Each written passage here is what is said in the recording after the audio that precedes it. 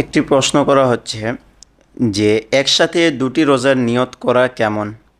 আহ, বিশেষ করে মনে হয় এই ধরনের প্রশ্ন তো মহিলাদের ক্ষেত্রে হয়ে থাকে। রমজানের কোনো রোজা বাদ পড়ে গেল, অথবা কোনো পুরুষ সফরে বা অসুস্থ অবস্থায় ছিল, তো এমত অবস্থায় তার রোজা কাজা হয়ে গেল রমজানের, আর সে এখন পরবর্তীতে এই কাজা রোজা আদায় করতে চায়।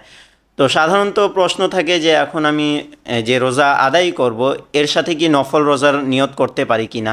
তো মনে রাখবেন, নিয়ত যদি ফরজ রোজা আপনি আদায় করছেন তো শুধু ফরজেই করতে পারেন, ফরজের সাথে নফলের নিয়ত অ্যাড করা যাবে না, এটি শরীয়তে অনুমতি নয়। আপনি একটি রোজারই নিয়ত করতে পারেন।